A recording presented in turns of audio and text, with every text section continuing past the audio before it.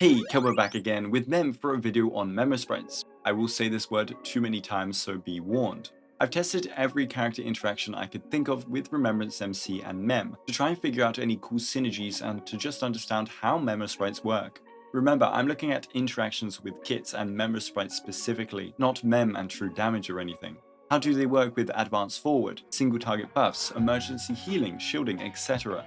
Remember, some mechanics could change in the future, the path is very new, and kits could indicate extra mechanics that ignore these patterns. Also, we're on the creator server, so I hope no bugs are present.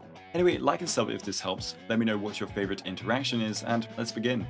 Real quick before we start, Aglaia specifically has an enhanced basic where she attacks with her garment maker itself, so I reckon that will have extra mechanics and shenanigans to the usual Memosprite functions. But I will be going over anything special to do with that in her guide, as RMC hasn't got this. Instead, they have a weird hybrid attack where they can enable Mem to do damage in their own ultimate. So again, with the stuff being able to change, Aglaia's weird attack with Garment Maker may also change some of the following interactions when it comes to attack-based ones like Jade and Hanya for example. Anyway, onto the units starting from the letter A. Mem and the MC don't apply any debuffs yet, but I'm sure if we got a debuffing light cone, it'd work amazingly for an Acheron team paired with Remembrance MC's true damage. However, Memosprites can still break enemies, and Mem doing so does in fact still generate /stream for Acheron. It's in very niche scenarios, though, as you'd have to be versus Ice Lightning weak and have Mem's tiny amount of toughness reduction break the enemy. A future Remembrance unit that can debuff on their own turn and every Memosprite turn could be very nice for Acheron. Asta's buffs are AoE and target all allies including Memosprites, so when you gain charging stacks on her, the Memo Trainer and the Memosprite will both get the attack percent. Likewise, when Asta ults, everyone gets the speed since Memosprites, unlike summons, can have their speed buffed by allies. Venturine does in fact apply his shield to any Memosprites present in the roster. They can be hit, so they'll need our sustains to help them out just like another unit. If they are hit, they also count as an ally for his talent that accumulates charges for him. Because of this, if an AoE attack happens, Venturine can now hit 6 charges, 7 if a second Remembrance is present.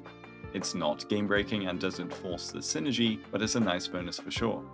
Bailu can target Memosprites with her healing naturally, but a fun thing to see is her bounce heal can actually hit them too. They'll also get Invigoration from her ultimate, and so they can regenerate their HP back if they're hit by enemies. Bronya's single target skill cannot bring both the Memo Trainer and their sprite up in one swift move, that is Sunday's thing, so you can instead choose either unit to advance forward. This therefore applies to her buffs and anything like that, for example the Sakados set and Sunday's Light Cone.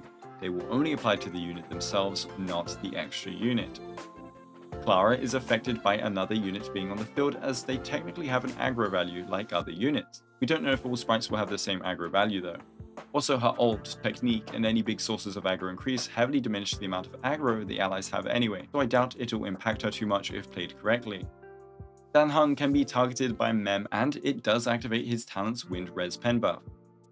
Mem's attacks still count as an attack for Dr. Isha's Wise Man Follyprox since he doesn't rely on specific attack types.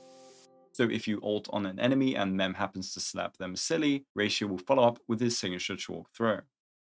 And likewise with Fei Xiao, every Memosprite attack still counts as an ally attack for the purpose of flying or stacking.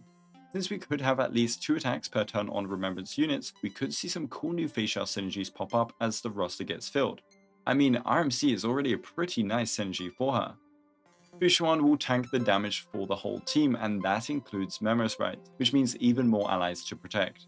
So I think her sustaining power will take a hit with this new meta, and if you have more and more Remembrance units then it will get even harder. However, if she's well built, I still don't think she will fail sustaining your team in the endgame. Gallagher can target a Memosprite with his skill, and therefore let Mem enjoy some alcohol. Sprites that attack besotted enemies will also heal themselves just like another unit. Japard wants to protect everyone, including pink flying raccoons. His shield will apply to Memosprites, whether that be from his ultimate or technique. Memosprites can be targeted by Hanya's ultimate, and they will get the speed and attack buff, so you can choose between the ally or their sprite, but not both here as it's single target.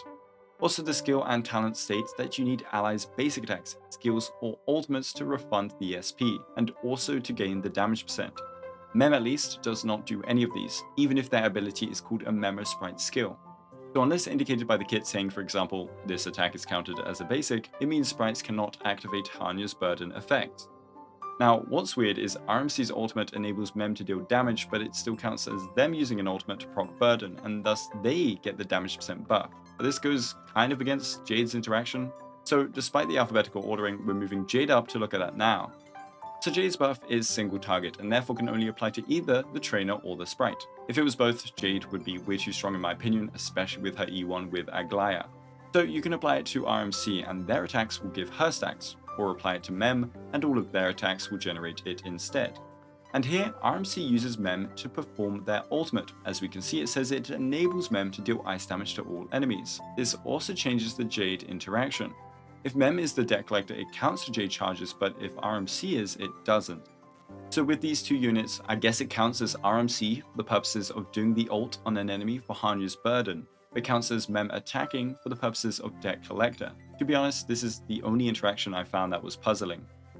If a Mem sprite makes an enemy go under half HP, Hurta will start spinning and winning, so I wouldn't be surprised if she rises up again in power with Remembrance DPS. Mem sprites can break toughnesses as shown before, and so this works for Himiko's charge stacking for her pizza cutting follow-up.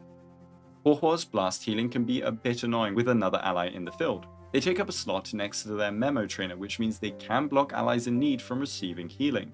However, it's not too bad thanks to her sustain being generally safe, and Memo sprites taking turns will trigger Huohuo's talent healing anyway, which also means slightly better energy for her. And when Huohuo ults, even if Mem has no energy, RMC does not gain any extra energy. Jingliu's HP siphon also siphons from our poor new friends, how cruel of her. This doesn't change much though, since it wasn't hard to cap her 180% attack buff. Lingsha's healing from her skill, ultimate, Fuyuan actions all heal Memo sprites on the field. Memo sprites that drop to low HP can also activate her emergency healing A6 trace that makes Fuyuan act immediately. Luocha can target Memo sprites naturally, and just like with Lingsha, they can also trigger his emergency skill usage. When they hit enemies, they will also heal all allies just like anyone else. Preservation March 7th can give our friends a nice little shield, and when they are hit, she will still perform a follow-up attack. When they take action, they will also heal if you have her at E6, which you probably do. Hunt March 7th can target Remembrance units, and she gains the same buffs as if the unit were Erudition, Destruction, or Hunt, so the DPS-based paths. I think it's more so to balance the mechanics to 4 paths each, as we see RMC is a supportive-based Remembrance, and I think the path in general will be a jack-of-all-trades one. However, she designates a single ally, and yet again, that means it doesn't include both units of the Remembrance character. So if I apply it to RMC and they attack, it works, but Mem's attacks do not. Vice versa if I switch it around. Since Mem doesn't technically basic or skill though, March can never follow up attack. And as for the ultimate, no matter who has the Shifu, they both give a charge stack. I think this is because for RMC's case, they're using an ultimate, and for Mem's case, they're using an attack. I'm deducing this from the Hanya and Jade interactions. Moza can attack during his departed state, but only after his ultimate or every 3 ally attacks. Well, since it's universal and doesn't state an attack type, it means Memo sprites can slap the enemy too and contribute to Moza's charge consumption. Qingshui gets tiles when allies take turns, and that means Memo sprites can contribute to her success or failure depending on your RNG. Memo sprites can break enemies yet again, and this works for Rapper's talent, which gives charges on weakness breaks. Robin's buffs are fully AoE and work for Memo sprites. Welcome to her world for a whole nother year. So they get the attack buff, the crit damage buff, the damage percent buff. They also proc her concerto attacks, and they also get advanced by Robin upon ulting. Rame's damage percent and res pen are also fully AoE and will also work on Memo sprites free of charge. Her speed buff also works, which is pretty cool, and it's dependent on their base speed. I activated E6 Sealer for this one on the server. I of course do not have E6 Sealer myself. Memo sprite attacks can trigger her additional quantum damage from her E6 new ultimate effect. Sparkle's ultimate and talent are AoE and work for both units, but her skill is single target and she therefore has to choose who she wants to advance forward. All Memo sprites I think should be summons, but not all summons are Memo sprites. With that being said, Sunday advances the Memo sprite and their trainer when he targets them. He cannot target the Memo sprite alone though, because what's the point? This means 80% damage for the unit and their sprite, which also applies to the crit rate, and also applies to his ult's crit damage. He can also dispel debuffs from both of them, and the Memo sprite will ignore death from his E1. Also, since he targets the unit and their sprite with his skill, he can also apply his light cone's damage percent to both units, unlike any other unit can. and he can also do so with Sakados' crit damage. He is the summon support after all. Memory Sprites count as attacks for the Herta's interpretation stacking as well as her fixed energy gains. If you don't know already, RMC is a potent and completely free-to-play support option for our brand new Emanator, as they provide these two benefits on top of an amazing kit. Ting Yun has to target either unit for them to get the effects. This goes for the attack percent and damage, and it means the additional damage procs also only happen on the respective unit's attacks, not both the trainers and Memo Spreads. And when looking at the ult proccing the additional damage, it only works if Mem was the skill target, as they're the one doing the attack itself. Also, if you target the Mem Sprite with her ult, the energy just goes to the trainer. Mem still gets the damage though since they're the target. It's kind of interesting. Hugue's Foxy and Prayer can be applied to Memo Sprites but not both units at once, just like with Jade. This means Memo Sprites can technically apply debuffs thanks to Fugue. Summons were follow-ups in the past, but I think that was Hoyo trying to figure out what they want to do with the game. Memo Sprite attacks are not follow-ups unless indicated, and therefore don't advance Numby. Their attacks also won't advance Numby even in the Windfall Bonanza state, as he specifically requires ally basics, skills, or ultimates. If a Memory Sprite specifically has an attack that counts as this, it should work, but otherwise no. And RMC's ult is still an ult activated by RMC and one that hits, so it counts during Windfall Bonanza. Memory Sprites inflicting toughness damage does work for Shui's Karma stack generation.